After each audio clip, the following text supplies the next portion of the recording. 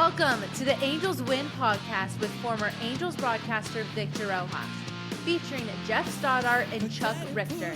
And now it's time to talk about some baseball. Victor, take it away.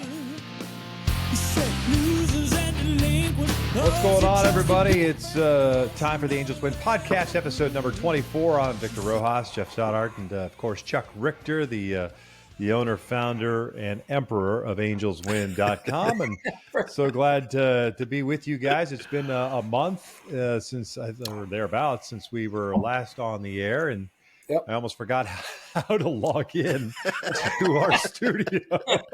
Thank God I saved the password. Oh, my God. Cheers, gentlemen. I hope your off season is going well. Cheers. Yeah, going well. Congratulations to the Texas Rangers on their first World Series pennant. Yep. And that's gonna hurt to hear from some Angels fans, Geoff. Yeah, it hurt to say it. Really? Okay. I was gonna say, they were a good team. They were a really good team all year long, except at the very end they had a little hiccup. They didn't win the division, but that was a damn good team. The only issue that I saw for them, and it kind of reared its ugly head throughout the year. It was the bullpen, health of the starting pitchers, and then the bullpen. Yeah. And they tried to address it, but that offense is pretty damn good. And you had guys that just stepped up when they needed to, and even when they had guys that were hurt, they plugged and played. And it's a well-deserved world championship. And I have a lot of friends that are still there. I spent 5 years there with the organization doing radio, and I mean, it's their first. Congratulations to them. Well-deserved. And shit, the way they did it, winning all of those games on the road. I mean, just insane. Yeah. That's insane. Yeah. It's crazy. Yeah. And for any Angels fans that have heartburn over it, look at it as be optimistic, right? I mean, this is a team that lost 94 games just a couple of years ago. Teams can turn it around quickly in Major League Baseball with some good moves and a good farm system. Good farm system. Right. That's leadership. That's it right there. Because the Diamondbacks and the Rangers, both teams that lost 100 games or whatever, or close to 100 games, and Diamondbacks did lose over 100 games a couple of years ago. Both built their foundation through the minor league system, through their draft and development, and then they obviously sprinkled in some guys, made some trades when they needed to. But I mean, ultimately, it starts with like anything else, it boils down to what's the farm system look like and what's your development like. And I told you guys how many months ago, but I thought about the Diamondbacks were my kind of team to pick to click, and I should have put money on them. I screwed that one up. I screwed the pooch on that one. Yeah. Well, congrats to them as well. Yeah. Chuck, you were going to say something? No, and I was going to say to Victor's point, the farm system, because you had Josh Young, you had Evan Carter come up, you had guys that were role players throughout the season from the farm system, and then they made moves, which is crazy. You think about this, right? You think about they got Jacob deGrom, right, and he really had no bearing on the Texas Rangers' run whatsoever this season. But other guys that had already been there, and other guys that they filled in the gaps from their farm system and from trades, getting Chapman and other players, stepped up. And that needs to happen in a championship caliber type season for any team, really. And, and the bullpen has been their weak spot, but they stepped up. Leclerc, right? That guy was phenomenal. And he was a guy that's been injured, and he came and showed that he was the closer that he showed 2 years ago. And he was the guy they needed because Chapman, I don't know. I mean, he's a good maybe setup guy, but he's not that closer type anymore. Yeah, Spores, a guy came out of nowhere, which sounds like something that you need ointment for or something. It always seems like, though, regardless of who is in the playoffs or the World Series, there's always the unsung heroes that pop up and step up and just grab the mantle. I remember when my old man was with the Mets, Piazza went down. I think that was the series, the Mets and the Diamondbacks against Buck Showalter's Diamondbacks, which I would imagine we'll talk about Buck at some point today. He may come up. I remember Piazza went down and Todd Pratt out of nowhere came in, hit the big home run to center field just beyond the reach of Steve Finley's glove at Shea Stadium.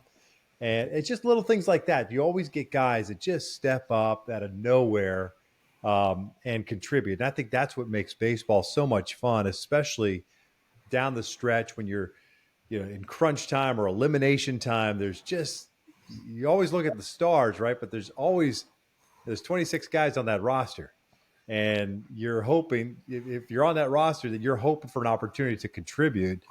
And look, the Rangers got guys that contributed when the injuries were happening, and they got guys that contribute in the offseason, in the World Series, in the playoffs, in general, and they ended up doing it.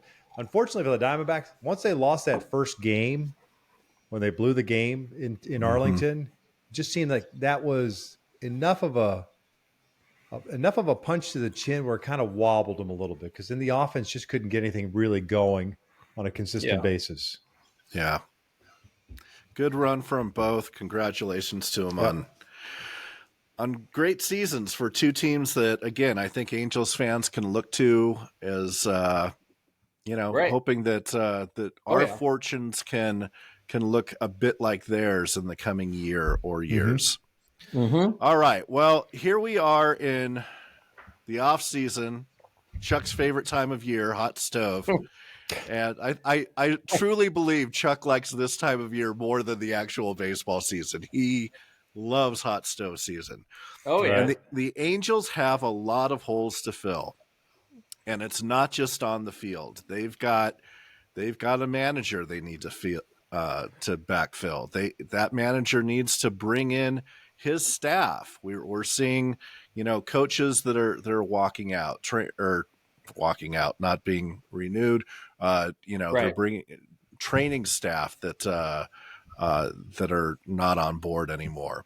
So Ohtani, obviously, I think officially today, if I'm not mistaken, is his first day as an official free agent, right? The Angels had through, I think it was yesterday on Monday, yesterday. but first full day as a free agent. Right. How's that? Yes. Yeah.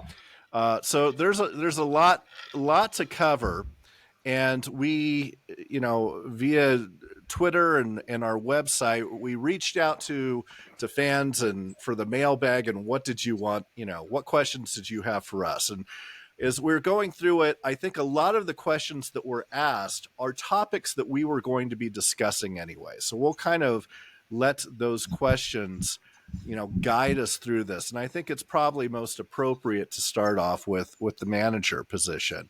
So we got questions and comments coming in from Braden in Upland, Braden in North Pole, Alaska, Joe in Upland, Terry in Prescott, Ken in Houston, Dylan in Huntington Beach, Scott in San Dimas, all had questions about the new manager that basically kind of, they were all in the same ballpark and all asking the same type of question. And, a lot of it had to do with, the names that are being kicked around. So obviously we have Benji Gill, we have Disarcina, Torii Hunter is one that's bubbled up over the last week or so.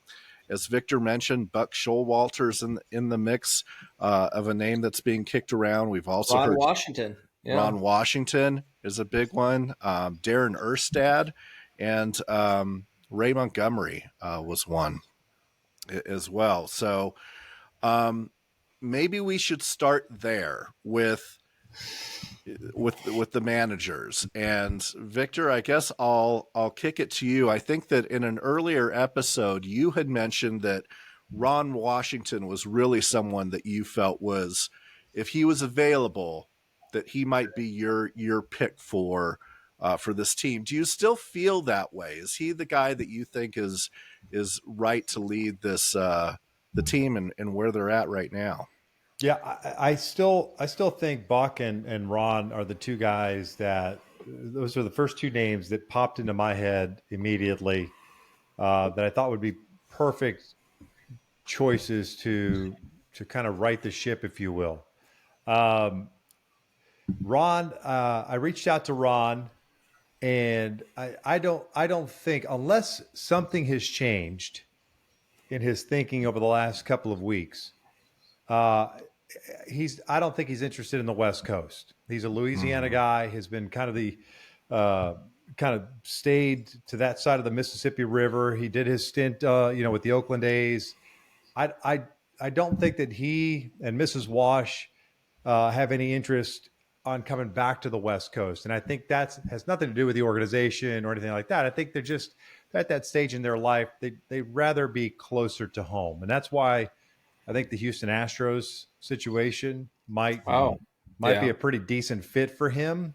But at worst case scenario, he's going to end up back in Atlanta. That's how I see it. I mean, unless something pops out of the blue with like the Milwaukee Brewers or something like that. But I just don't see that. Houston seems like the natural fit for him if he were going to back manage or just going back to Atlanta to be the third base coach. And he's so well liked. So that's my take on Wash. Again, anything can happen. Money can always be a factor. And, maybe he gets overwhelmed. I'd love to have the guy. I think he's amazing. But I think, honestly, the home thing in Louisiana and the like, I think that's what's really kind of pulling at his heartstrings at this stage of his life. 10 years ago, he probably would have jumped at it, right? Because you want to get back into the fold after how things played out in Texas with the Rangers. So as far as Buck is concerned, I think the world of Buck. I think he's a smart dude. People have likened him, I think, to Angel fans have a little bit to Joe Madden. I think they're two completely different personalities, absolutely different personalities and different ways of running things. I think Buck has a pretty good track record of taking young teams or younger teams and maximizing their capabilities and having them play to a certain level. So I still think he is kind of the guy that would make the most sense. I hadn't thought about Gary Disarcina. He spent last year, I think, he was third base coach for the Mets. He's had some time as a bench coach. Disar's a great dude, well liked. He's put in his time as a coach. I think he's in tune with today's players, and I think he would be if you're looking for a former Angel to kind of come back into the fold. I think he'd be a solid pick if he is interested in managing at this time. The other guy, Ray's tied into Perry, but also I just saw today that Ray's name is kind of popped up in conjunction with the Houston Astros managerial opening as well. I think he's lived in the Houston area before, has some ties to Dana Brown, has some ties to Jeff Bagwell. And so, obviously Ray was brought in by Perry, so there is a connection there. But you just never know, right? Now that you've got an opportunity to, go to a division rival to a place where you've lived and the area in Houston. So, we got music. Play that music, Geoff. Time to go. Great show, everybody. In case anybody was falling asleep. My bad. That's all good, buddy. And then the other guys, the Erstads and the Salmon, the Torii things. I think they're nice. I really do. I don't see Salmon. I don't either. I just don't. Hell, when Andy Stankiewicz left Grand Canyon University to go to USC as the head coach, I asked Fish, who lives in Arizona, "Are you interested?" He goes, "Nah, the time commitment, this and that." And so I can't imagine the time commitment of becoming a major league manager and what you have to do and be in front of the camera all the time. I just don't see it. I think Torii certainly has the personality for it. I don't know that he's quite ready for it. I think part of his staff, absolutely. I think he'd be great, especially and then Ersty, he's got the head coaching stuff at the collegiate level. I've always loved the way he played the game. Yeah. And I think there's a nice connection there. it just all depends on which way Artie and Perry want to go. You know, if you're trying to just draw in the fan base and connect something to 2002 or something like that, I think that's just a silly way of doing it. I think you should hire the best person for the job. At the end of the day, what's your goal? If you're planning on competing, you're trying to develop the young guys, then just hire the best person that's available and not worry about. And if it happens to be Erstad or Torii, whatever, then so be it. But I think that's just my 2 cents on it. I know I went longer than you wanted me to, but I just those are my 2 cents good on the names that I've seen. That's what I think. And by the way, as far as rumors are concerned, no offense to anybody, but just if Ken Rosenthal is reporting something, I would tend to go with Ken Rosenthal. Anybody else, you know? Oh yeah, just licking their finger and throwing it up in the wind. Right. Yeah, let me before I chime in, Victor. Let me ask you something. A lot of stuff's been going on our website and Twitter about coaching experience, managerial experience.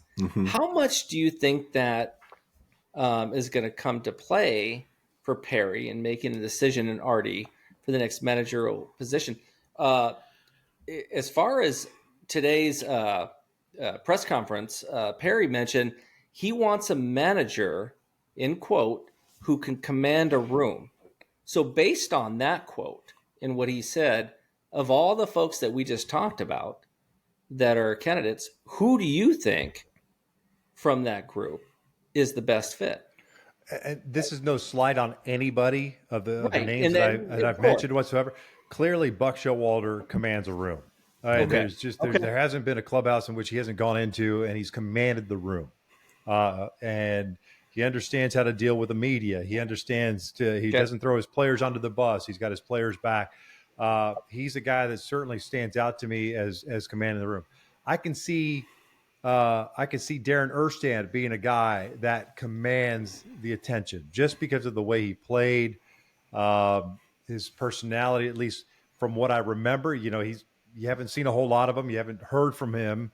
So it's difficult to gauge what that motivation is for him. Does he have the fire in his belly? Disar is another guy. He clearly wants to be in the mix because he continues to take coaching jobs, right? He just he loves the game. He feels like there's a connection to players. And I think those are all important facets. And that's not looking down on anybody else, but I mean, just based on the question you asked, that's who I would. Ron Washington certainly commands a room. Right. You know, and whether through actual practical experience with the individual or through what other players say about that person.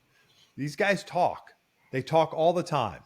And it's very easy to talk to guys on the Mets. It's very easy to talk to guys on the Braves and get your 411 on these candidates and what type of guys they are and what type of managers they are and what the expectation is. Look, we talked about it when we wrapped up the season. I believe I said you need to clean house long before the end of the season. Right. The house cleaning has begun. So maybe somebody's listening or maybe somebody finally watched what we were watching and kind of drew the same conclusions. But if you want to be taken seriously as an organization, if you want to make sure that your players develop the way you want to develop at the pace you want them to develop, and you want to send a signal out to free agents, hey, this team is serious. This is what we're doing. It starts with kind of cleaning house, setting the tone, and you set that tone by hiring the right guy to be the manager. But again, it all boils down to, you know, what are the prerequisites set forth by Perry and Artie, and further, who's got the juice? Right. Is Perry given the opportunity to do this? Again, we talked about this before. Perry's on a 1-year deal. Yeah. He's on a 1-year deal. It's difficult. And that's why I think that Artie's going to have the juice in all of this, because if you're trying to sign a Buck Showalter or a Ron Washington or somebody of that ilk, a Bruce Bochy, if he were available, something to that, he's not taking a 1-year deal. He's not taking a 2-year deal. It's going to be a 3-year deal at minimum with some serious cash behind it. And it's difficult to negotiate that contract with a guy who's under contract for 1 year. And so that's why I think ultimately Artie's going to make that decision. But and he has made those decisions in the past, or at least he's had a lot of influence on those decisions. And so, without Perry divulging his cards of, hey man, this is my hire, I get the opportunity to do that, you're left to wonder. But I think if you're planning on contending next year, and you're contending not only from a managerial perspective, but you're going to go get guys, whether it's Shohei plus others or a boatload of others to replace Shohei if he ends up going somewhere else, you got to be taken seriously somehow in one way or another.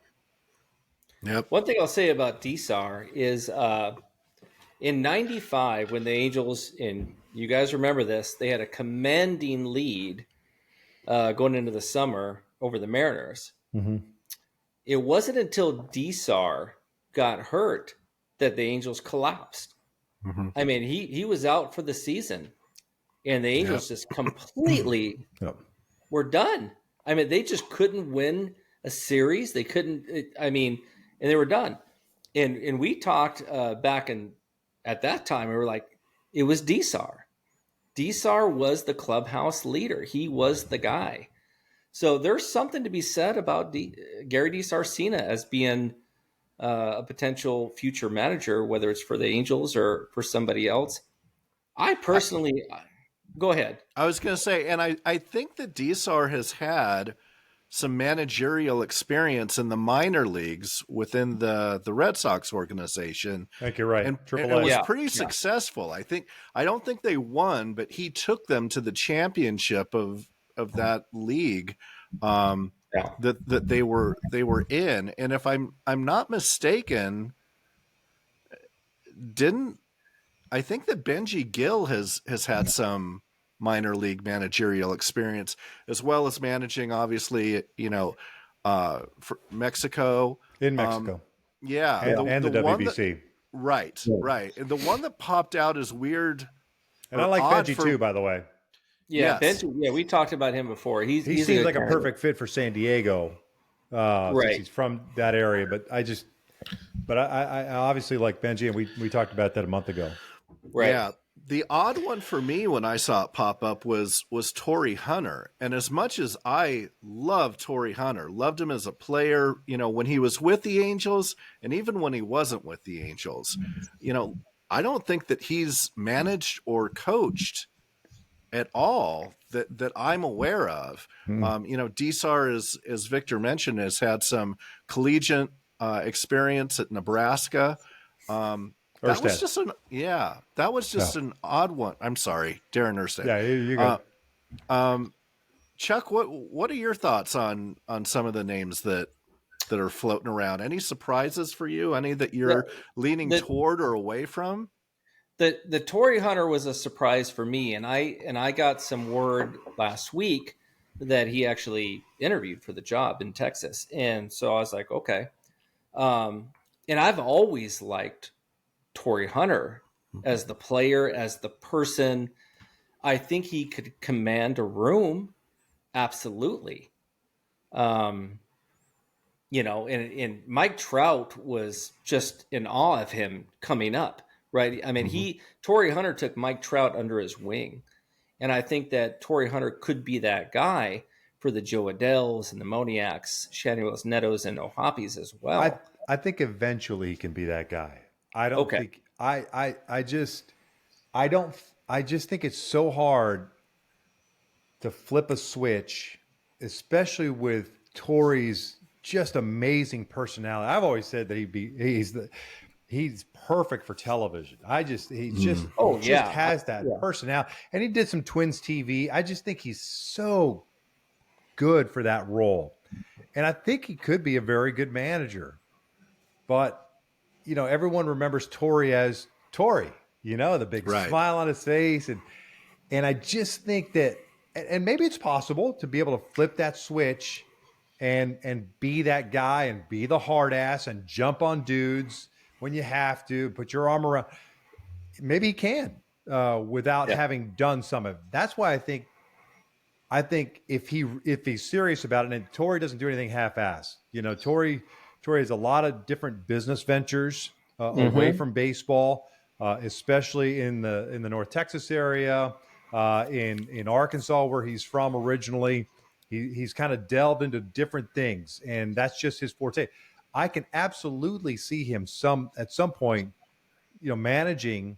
But if it were me making that decision, it'd be like, I want you part of my staff because I think what you bring to the table is invaluable, and I want you to share that with our guys, not only at the major league level but at the minor league level as well. And then in a couple of years, we'll see what happens. I think he would be a fantastic addition to a coaching staff.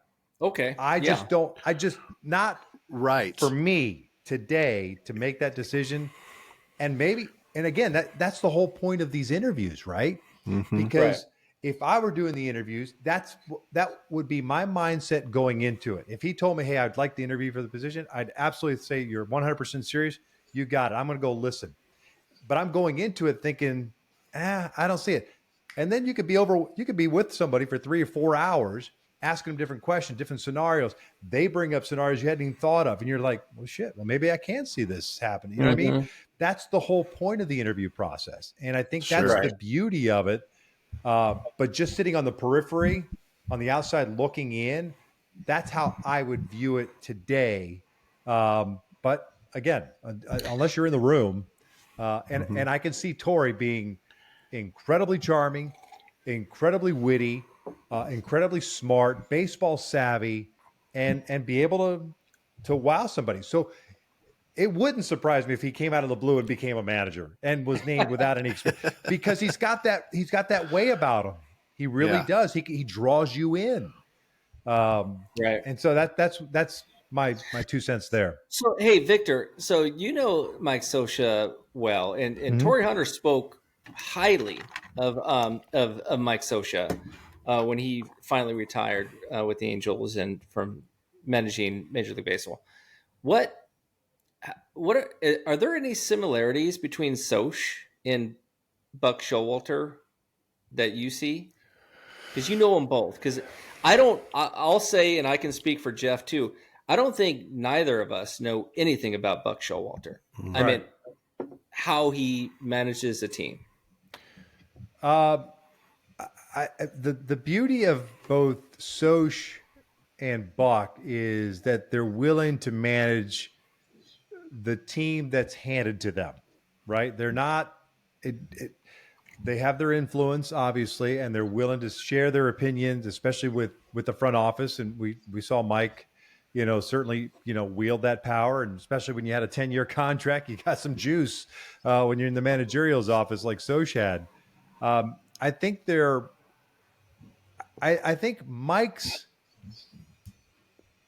wheelhouse, and when he was really on, was having that lineup that fed into that National League style of play that he came up with. The Jackrabbits at the top of the lineup, Jackrabbits at the bottom of the lineup, switch hitters galore, being able to put the ball in play, move runners, first to third, that whole action. That was his wheelhouse. And when the Angels were in that stretch, man, that's all. And then boom, you sign Vladdy, you got a guy in the middle of the order, Juan Rivera on occasion.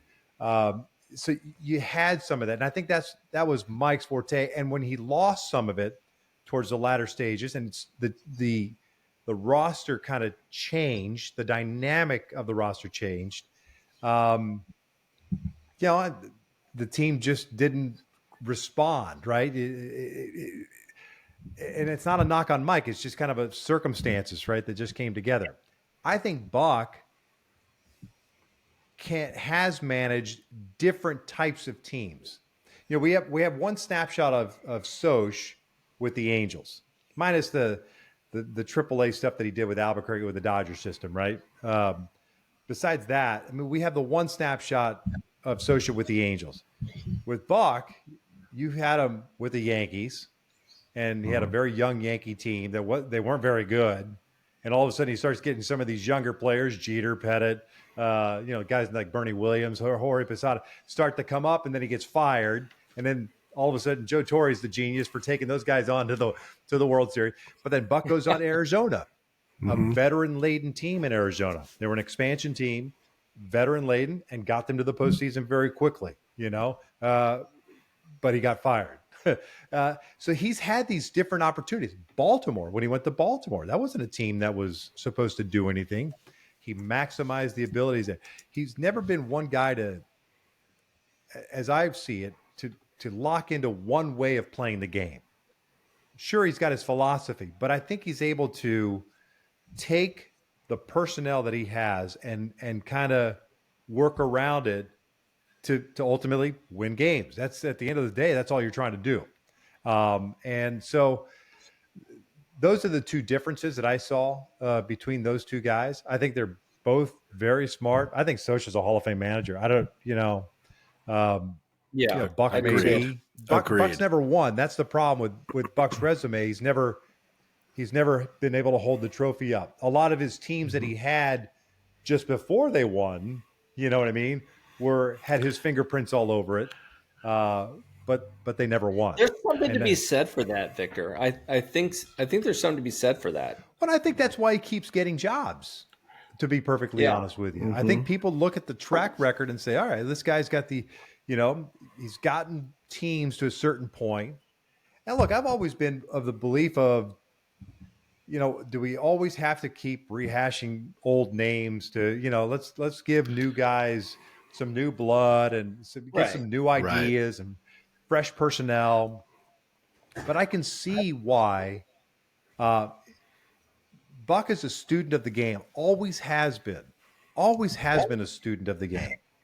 And even going into interviews, I told you guys when he was interviewing for the Angels position, that ultimately, it was skewed. It just seemed like it was going to go to Joe Madden no matter what anyway. But, Buck and I were on the phone for a couple of hours just talking about everything, what I thought, what I saw, what I heard, personnel, what's it like.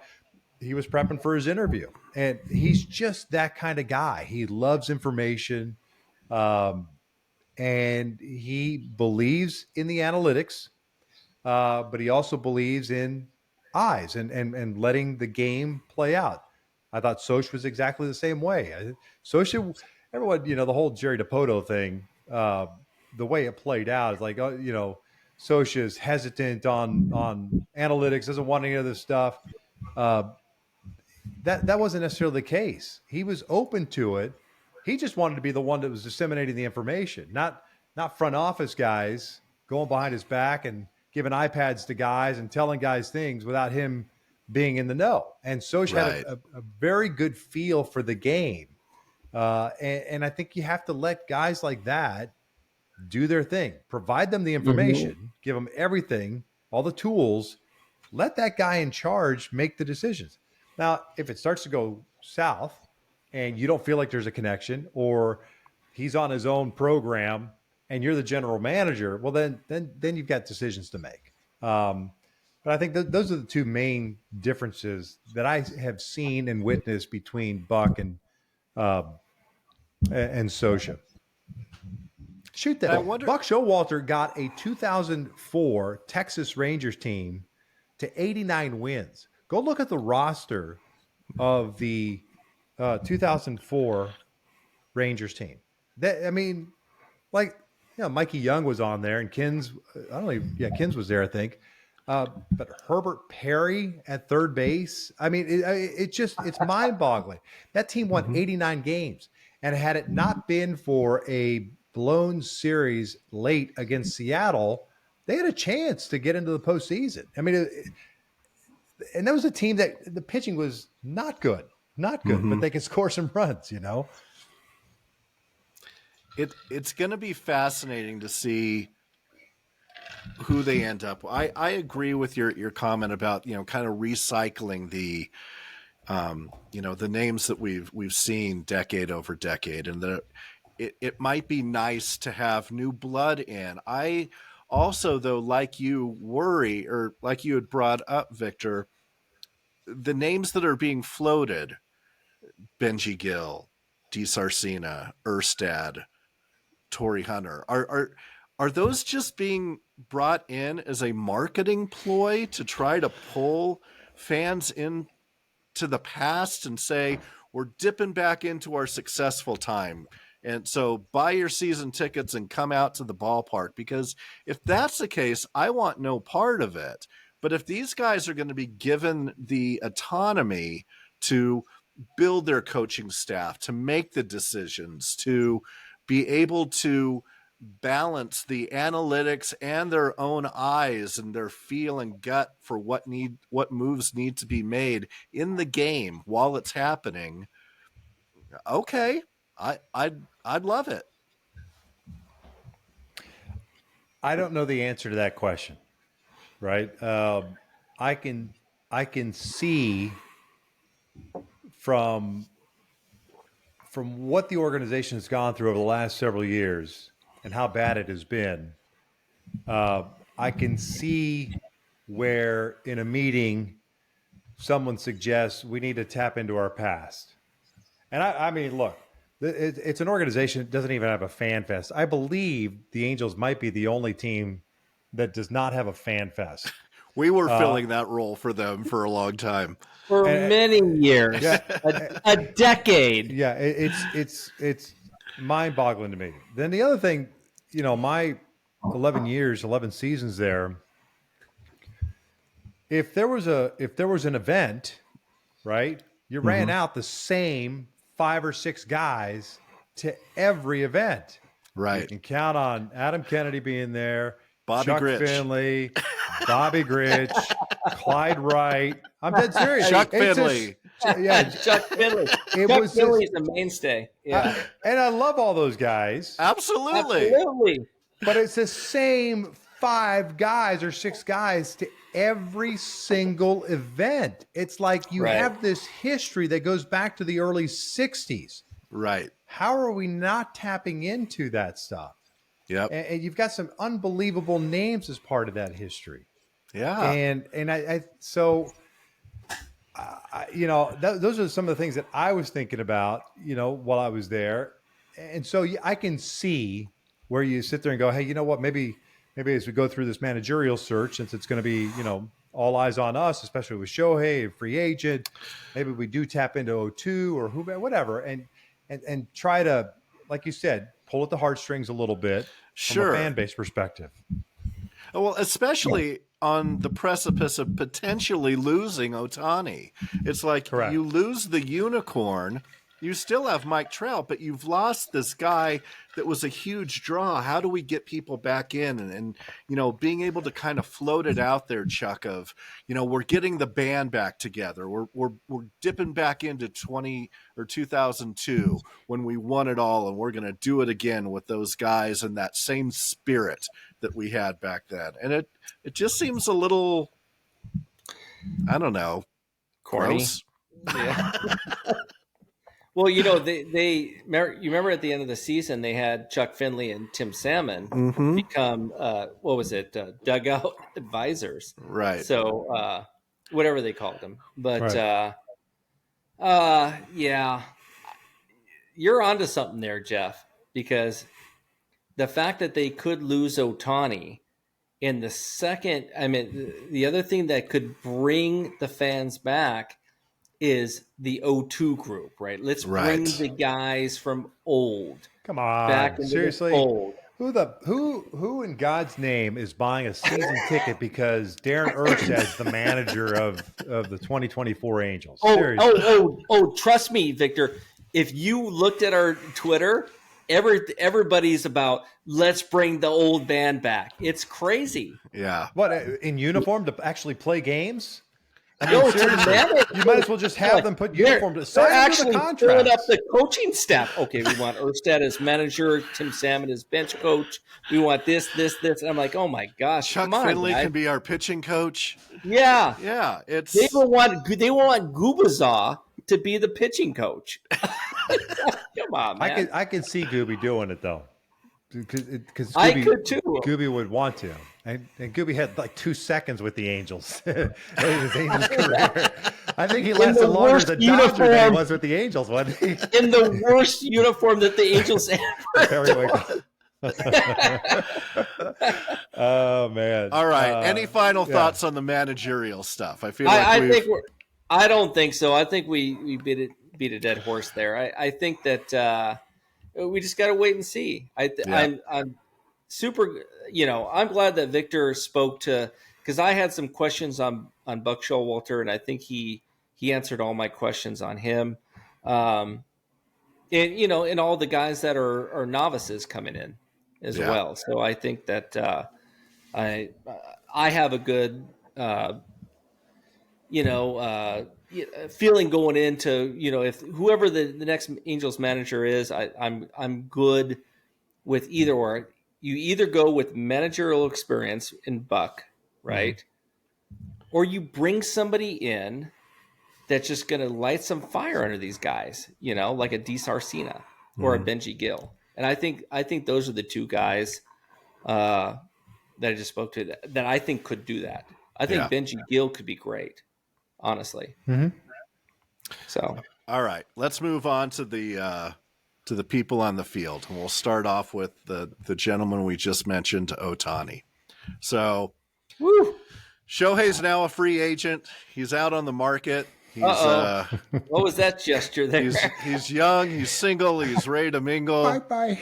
What do we? Yeah. So Victor obviously thinks he's gone. Am I reading that right?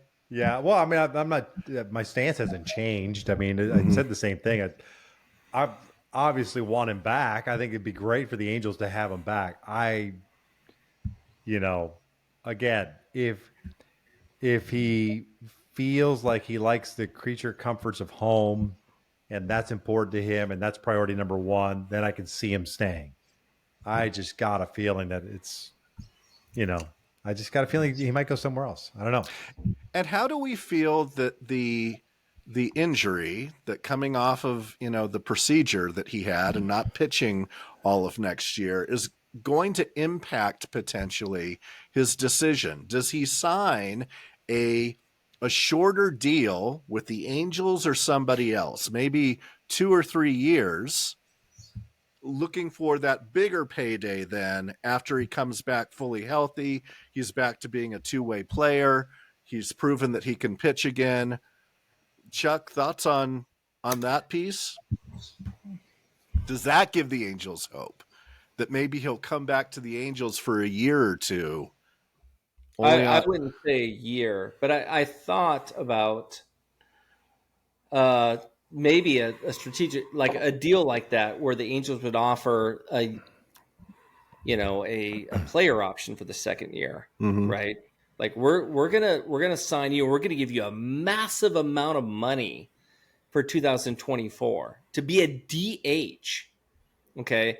And we're gonna give you another massive amount of money for 2025, okay, if you accept it, because he'd be coming back and hopefully he could pitch in that season.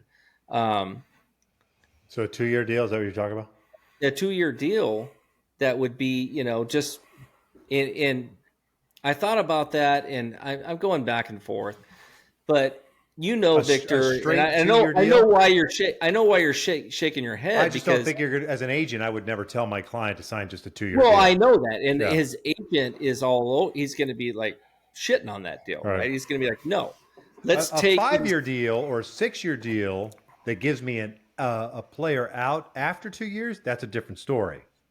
Okay, that's a different story.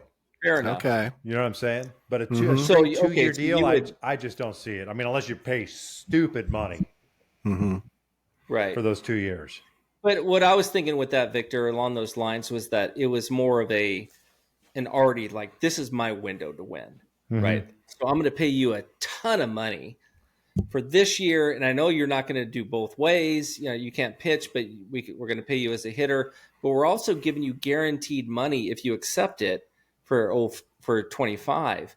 But I hear your point too. But so here's the question, right? So how much more do you think you've got to give him for him to take the 2-year deal versus a 2-year deal somewhere else, or a 4-year, 5-year, 6-year deal somewhere else? And then the other problem, the other side of that equation is, if you're already saying, I need to give you all of this money. So what about the other 25 spots on the roster and the glaring holes that you still have on that roster? How are you pitching somebody that, hey, I'm here to win and this and that, and I'm going to give you all of this money. I'm going to give you 30% of our payroll. Right. And yeah, we'll sign the other 25 guys. We'll figure it out. It's like how it does not compute, right? It was like, what was that? What was that alien show? The robot, God, I can't remember. Does not compute. It was a black and white show. Danger, Will Robinson. What was it? What was that? Will Robinson. What was that one? Oh my gosh! Come on, Geoff. You were old enough to know. I'm not. I'm a youngster. Lost in space. Lost in space. That's it. There we go. Lost in space. Thank you, Google. No, but Victor, okay. So, honestly, I mean, if anybody comes in with like a 12-year deal, I mean, we're cooked, right? Because I think they're gonna. I don't think the Angels can compete with that, and I don't think it's smart for the Angels to lock him in for that amount, over a $500-600 million deal. I think it's going to just cripple the franchise, in my opinion. I'd be very surprised if it goes that long. I think seven's a sweet spot, maybe 9. I like Harper. What Harper get? 12 years? I forget what his. Yeah. And the only reason I say that is because this is his second Tommy John, right? Right. At some point, and that's why you have the bean counters in the analytics departments factoring in when's the regression begin, and how do we pay for that regression on the back end of the contract? So to me, while it's a cap hit, you almost have to front load it so that when you do get to whatever that stage in your mind where it starts, the arc starts to go down, and maybe he is a unicorn, and I was going to say Barry Bonds, but obviously no. Barry Bonds without the help is able to sustain. He is legitimately that good, that talented, especially from an offensive standpoint, to sustain deep into his, upper 30s, let's just say. Because he's 30 now. 30, he'll be 31 next year, correct? Off the top of my head? That sounds right. Ask the Googles, Geoff. I'm asking him. He is 29 years old right now. His birthday is July 5th. Yeah, so he'll be age 30 year next year. Yeah. So I mean when does that regression begin? Is it at 34? Is it at 35, 36? And so that's why I don't know that he's going to get, and these billionaire owners, anything can happen, and it's an ego play, especially when you get two guys at the trough trying to see which one's bigger. You're going to get one guy that says, "Oh, here's 12 years," and just go stupid, right? So, go ahead. Yeah. So, Victor, I want to go back to something that I've mentioned maybe 100 times on this podcast, and I had a couple different people reach out to me in the past few days that said the Angels yesterday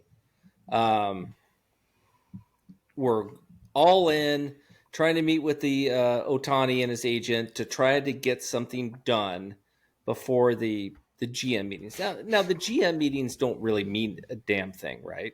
Yeah. It doesn't matter. But I think they were trying to get something done before he officially was a free agent, right? Yeah. Obviously, as of right now, nothing has transpired. I mean, it hasn't happened. But really? I mean, you're going to have a meeting with Ohtani and his agent in Arizona when you had him in your back court in your own stadium all. Why wasn't it done? Why was long? I mean, sorry. I'm trying to hold back. It should have been done when Artie pulled the team off the market. If you were serious about the long-term ramifications of, because you're going to get crushed from a media standpoint, from a fan perspective, that you pulled the team off the market. Yep.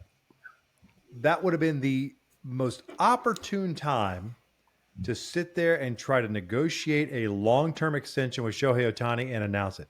As a matter of fact, going through that whole process last offseason, I kept saying to the two groups,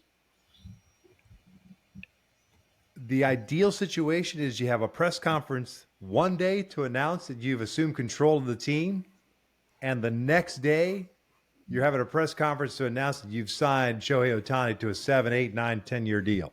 Yeah. That's how you build momentum. Right. That's forward thinking. Right. And say that's how you put your arms around the area of Southern California and your fan base and say, and it would have been perfect scenario for Artie for the vitriol that he has received for an extended period of time to sit there and say, you know what, I'm pulling the team off. I get it. Hey, people change their mind. You have a love for the team. I get it. Sure. But how there wasn't a parallel line to, hey, I'm thinking about pulling this off. Why don't we try to sign Shohei right now? Now, if Shohei says we're not interested, that's fine. To me, I get that information out there. Right. We tried to sit down with Shohei. Yes. We talked, and we made a significant offer, and at this time, they weren't interested. At least you did your due diligence, and you made the effort. And I mean, for Christ's sake, it's Southern California. I mean, how are you not thinking this from a PR, from a marketing perspective, ahead of the curve is beyond me. And marketing is his background. And you're exactly right, Geoff. Can you imagine trading Ohtani prior to the 2023 season and what you would have gained? I mean, if you knew or had any inkling of Ohtani like being up in the air or we'll talk to you after the season. No, that's not a good business decision. Right. If you won't agree now in your final year, you're most likely going to walk. Mm-hmm. So we're going to trade you now and get the most for you. If you want to come back to us, we're going to be a primary suitor, but come on, you have to think business. And I don't know what Artie was thinking. I don't know what it's mind-boggling to me. Yeah. That they had to put something out that I had to hear of that, oh my gosh, we're having a special meeting yesterday to try to retain Ohtani? Give me a freaking break. Logically speaking, does not make sense because, look, it doesn't make any sense. Why, from a business perspective, would I limit my client to negotiate with one team versus 30 when he's finally hit the open market? Yeah. With everything, even though he selected the Angels, that's the team where he wanted to play. I get it. There was no posting fee. He made major league minimum. And he kind of bumped his way up with arbitration and had a $30 million salary, set a record on arbitration for the last year of his deal. What would make you think as an organization that, if we go in at the last minute, that I'm like, if I'm Nez, I'm sitting there going, nah, I'm going to go ahead and roll the dice with the 30 teams because I'm pretty sure I can get my client. I'm going to land with somewhere. someone. Yeah, I'm going to land somewhere. Right. It's not like he's going to roll into the 2024 campaign unemployed and without a contract. He's going to get something, and he's going to get a huge payday. And there's probably half the teams in the league where he could go in and name his price and salary, and they'd take it. Yeah. I mean, this is really about where does he want to be? Yeah. Isn't it negligent from Perry Manassian's standpoint to not be in contact with Nez throughout this entire process? But maybe he has been. We don't know. And look, the Angels. I've told you guys this a million times, and the lack of information that is out there. Artie and John and those guys, everything is close to the vest. They do not like leaks. They don't like anything getting out. And I kind of appreciate that. I kind of like the fact that I hate that, John Heyman does this because Scott Boras, floated a balloon his way or these agents that talk to these media guys and get things out. I can't stand that. Yeah. So I'm glad for, that they do business that way, because to me that's how it should be done. Like, look, hey, we're keeping this close to the vest. We hear one word, you're out. You're not no longer under consideration. You know what I mean? Yeah. Or we'll pull the offer, whatever the case may be. I appreciate that side of things. So I have no idea whether or not Perry had conversation. Maybe he did. Maybe he didn't. Who knows?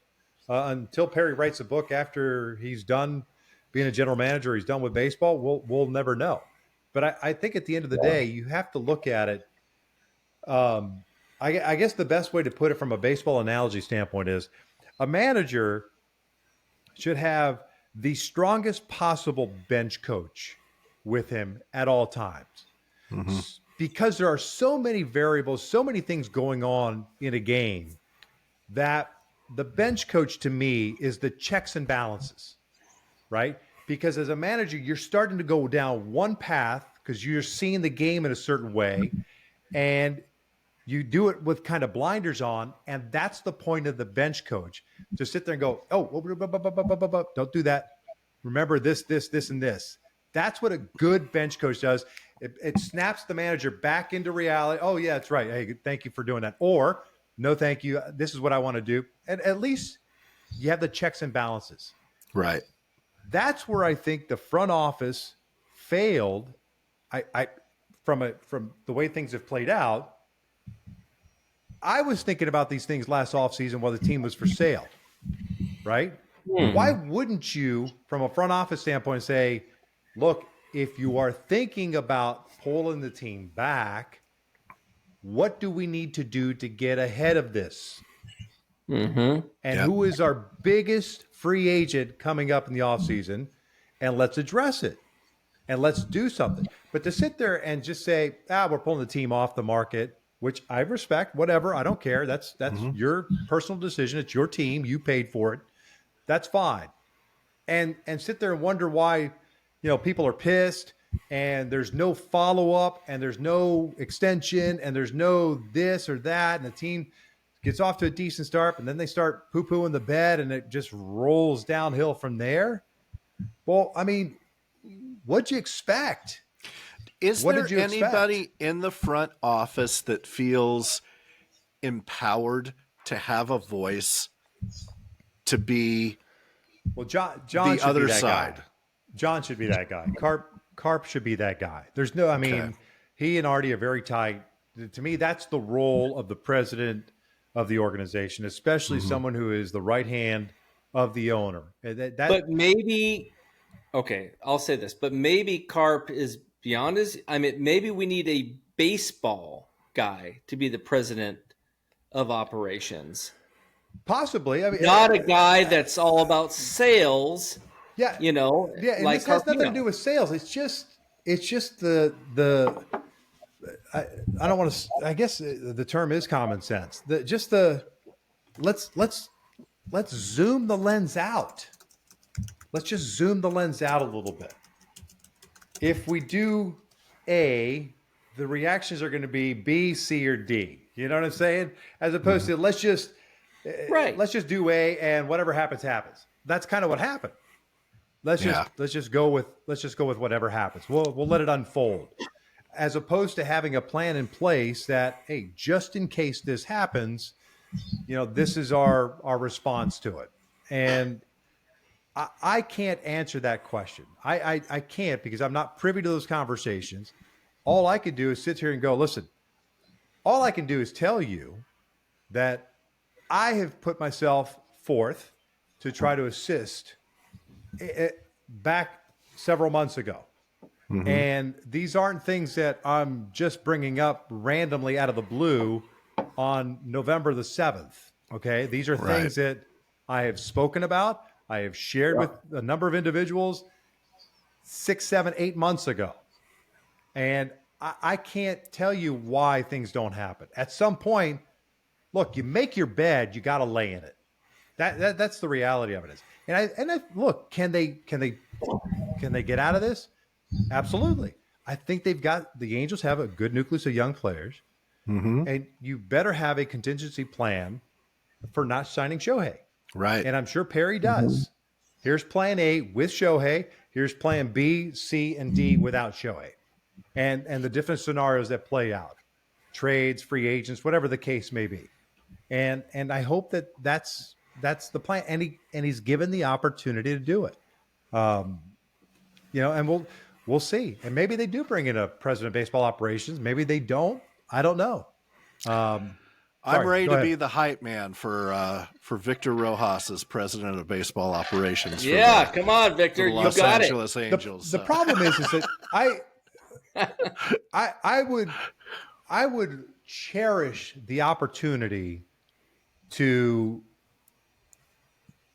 take this organization and win multiple championships. I would absolutely love it. As I'm staring at my dad's jersey across from me, his Angels jersey that he wore as a manager, is on my wall.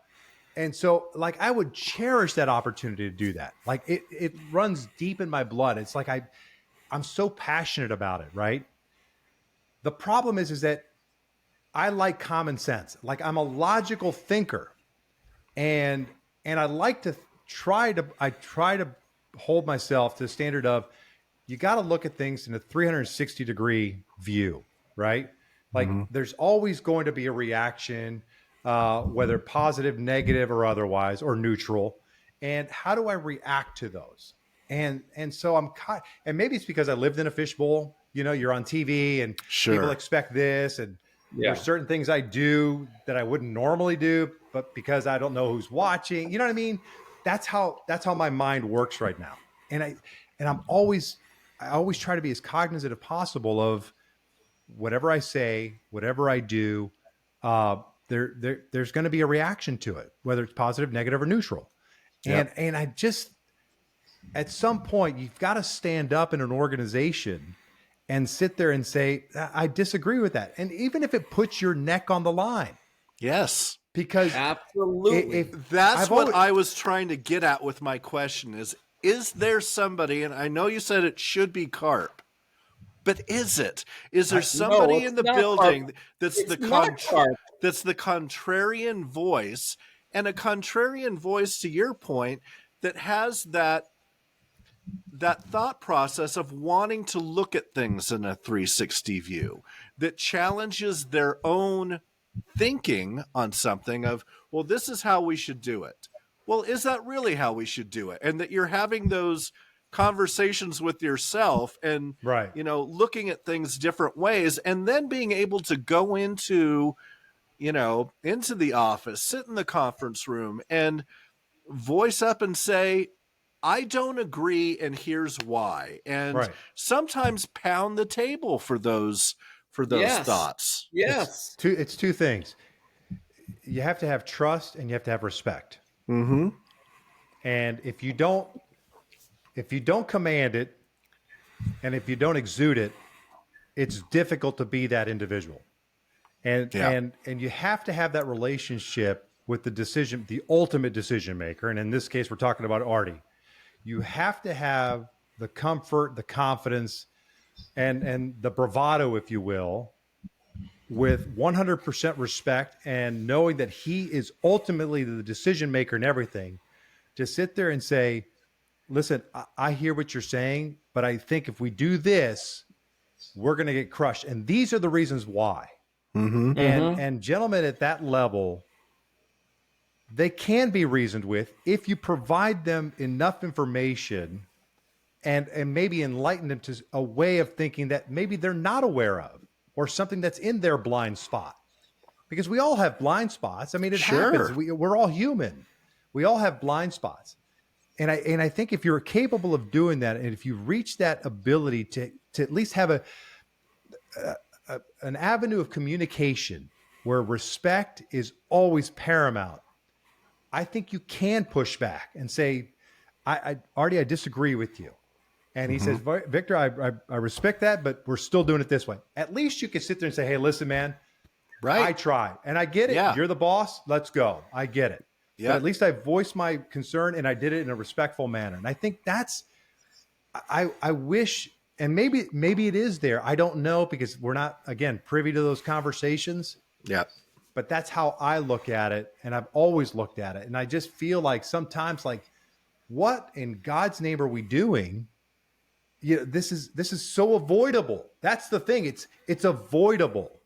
And maybe you're not going to spin 100% of the people your way, but goodness gracious, if you just do this one little tweak, you'll get the majority, which is a freaking W, a huge W, considering what's gone on with the franchise over the last couple of years.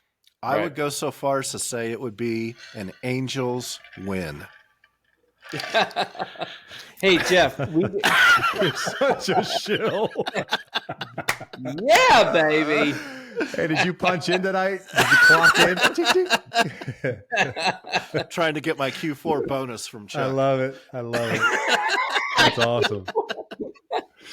Hey, last segment. Yeah, we got to do something on free agency. All right. Okay. Aside from, let's pretend that Ohtani doesn't sign. Okay. I mean, that's one of the mailbag questions, right? I mean, it is. There's a gentleman from Claremont that says, we have not had a good leadoff hitter in years.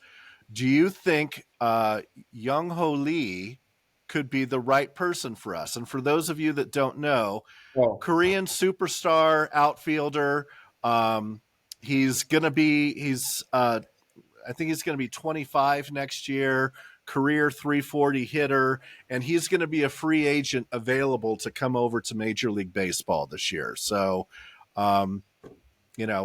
we never thought we'd get Ohtani. Why not think that we would we'd land this guy? But I'm sure there's other guys out there, Chuck, that you want to discuss as well. Well, no, what I would say, I'm not worried about the offense, Geoff. I'm actually – I think Ohtani's DH position can be filled with Jorge Soler or Rhys Hoskins. There's guys out there that can hit home runs, right? Soler could be a guy that could be acquired for relatively cheap in comparison to all the other guys. Like, my God, Bellinger is going to command over $200 million. I'm not paying him that. I'm sorry. He's not worth it. The guy is up and down. No. 1 year in Chicago. I'm not. No. Yeah. I'm glad he had a resurrection. That's awesome. That's great that he had a great season. How many 1 years? It brings me back to Gary Matthews Jr. And then even coming back even sooner, like Tyler Anderson had a resurrection season with the Dodgers. And then he just came back. He was back to Tyler Anderson. Did Perry ever talk about I don't remember because there's so much going on several months ago. Valvini. Yes. Nathan Eovaldi. Why he didn't go after Nathan Eovaldi? He actually did go after Eovaldi and he struck out. Yeah. So I know. Well, and let me ask you this as well from the Angels standpoint. So Crone, Grittich, Moose. We've already talked about. No, they're all. I'll take Moose. I would take Moose as well. I'll take Moose. Agree. Yep. I want him in that clubhouse. I'll take Moose because you can't count on Rendon. I want Moose back for not only the player that he was for the last couple months that he was with the team. He's not going to be expensive, but the guy that he is in the dugout in the clubhouse, I want that guy. Yep. Great. Yep. Great. Yeah. And also, you look at the roster as it's constructed now, Geoff, and you're looking at Rengifo. Rengifo's got to be Rendon's backup. At third base? Maybe Rendon's, he actually plays a good third base. He's got a strong arm, Victor. I mean, he's a good infielder. I mean, who else are you going to get? I mean, or are you going to re-sign Urshela? Maybe. But you already got Rengifo on the roster, so. Just want to see what I pay. He's in arbitration too. Yeah.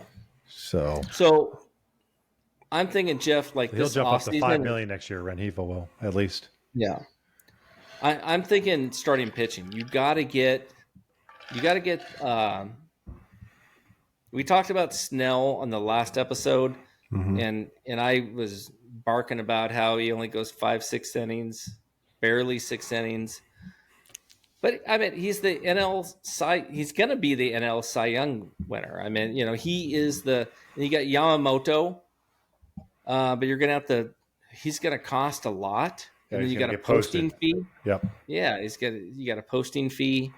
I agree with you, Victor, and Aaron Nola. That's a hard no. I mean, you got Marcus Stroman.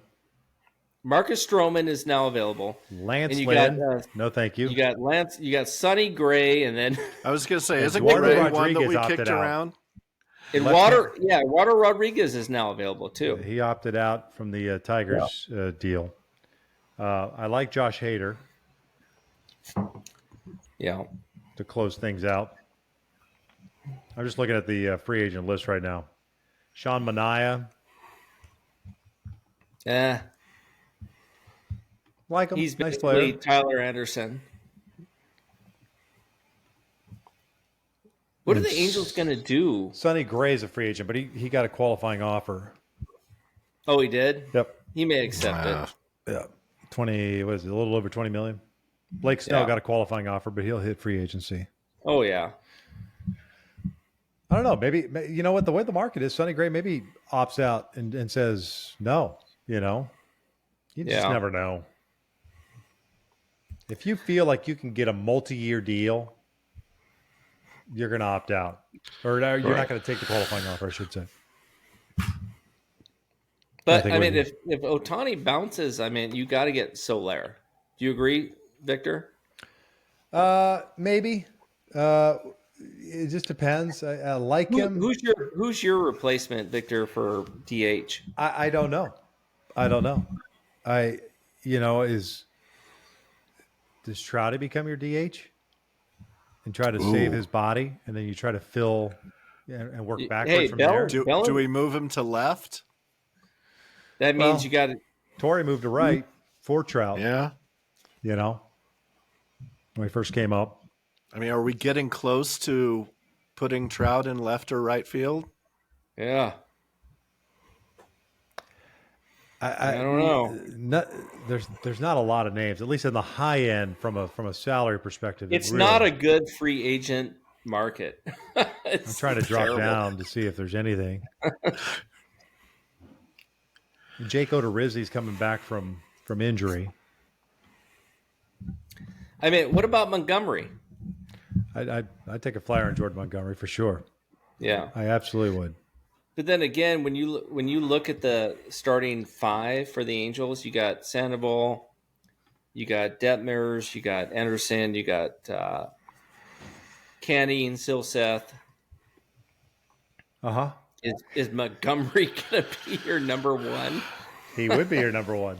He would be your number one. He would be your number one. Absolutely would. Without Shohei, right? Yes. Right. Yep.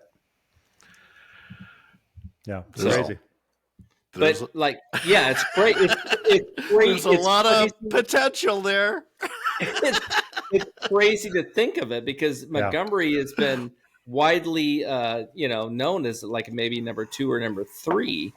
So, yeah, and that's why I think from when you look at it and you look at the market and what it's going to cost you, are you better off working backwards, right? Getting a guy. Do you invest in a guy like Hader and then fill in backwards from there to shorten games up, as opposed to sure. As opposed to going to who's going to be our ace, right? Right, and then focus on the offensive pieces, right? If Rendon's toast, then you're in some serious doo-doo from an offensive perspective, because then you're out Shohei and Rendon, and you don't have a guy or guys to make up for that offense. So you're going to have, to me, you're almost going to have to spend the money on the offensive side. If Shohei's gone, I've got guys that can start, and I've got 5 of them, right? In theory, I've got 5 guys that can start. Should I use my funds and money to focus on the offensive side and the bullpen side? Just have a rock star bullpen. Yeah, and then if there's extra, and if there's an opportunity that presents itself, or a guy coming back off injury, or you could potentially trade for somebody at that point, you know what I mean? That maybe slides in with the potential, to be a 2-3 guy. You've got to explore that as well. So, I mean, if Angels fans want to harken back to the good old days, that was kind of the 2002 formula. I mean, the starters that they had then, they were only 4 or 5 innings. Well, Geoff, we didn't have a true number 1. No. I mean, Lackey later in his career became one, but he was a rookie. He was a rookie in 2002. I know I scoffed at Montgomery. Apier wasn't our hammer. Right. The Ape Show. I know I scoffed at Montgomery, but Montgomery's pretty much kind of like Jared Washburn. A little bit.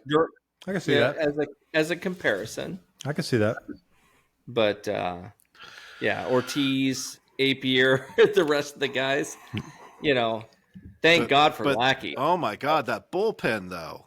Good heavens. That bullpen. Oh, my gosh. Woo! Let's go. Let's get something like that The back. rubber band man, Scott Shields. And K-Rod. And you know what? Hey, guys, Jordan Hicks from the Cardinals, he's available. Guy throws 104, 105 miles an hour. He's healthy. He finished with the Orioles, correct? No. He Cardinals. Who is the guy that was a Cardinal that ended up with the Orioles? Was it the Orioles or the Blue Jays? One of those 2 teams. It was the Blue Jays?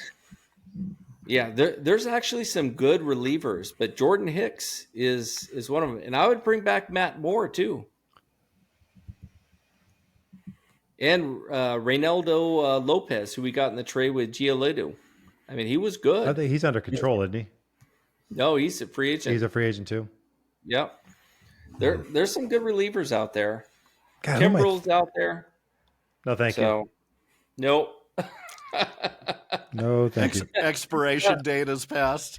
No, thank you. That was a hard no from Victor. No, thank you. This milk is curdling. Right? This milk is curdling. All right, gents. I think we've hit them all. Anything else we want to share before we wrap this up? Hey, who did you say? Jordan Hicks? Yeah, Jordan Hicks. Yeah, he ended up with the Blue Jays. That's what I thought. Yeah. There was talk that he was going to go to Baltimore, but he ended up in Toronto. Blue Jays. Yeah, that's right. He turned things around. He threw the ball well towards the end. He was having a rough time this year in St. Louis. Ended up turning things around with them. And I think that Victor, he could take Ben Joyce under his wings because another hard thrower. So yep. Cool. All right. Robert, Geoff, Andy, Sean, Jim, Brent, Torrid, folks that I didn't mention before that wrote in via the mailbag. I think we covered most of your topics that you asked. Thank you all for corresponding with us. We appreciate your questions. Thank you for listening. This is fun, and we value your viewership, your listenership. And gentlemen, what do you think we'll do this again? I don't know, another month or so. There you go. Maybe if something big happens, we get a manager and we re-sign Ohtani. Sounds good. All right. Yeah. For Victor Rojas and Chuck Richter, my name is Geoff Stoddart. Thanks for listening to the AngelsWin Podcast. Good night.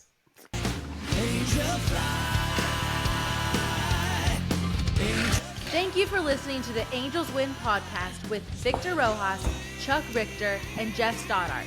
Go Halos and drive home safely. Say goodbye.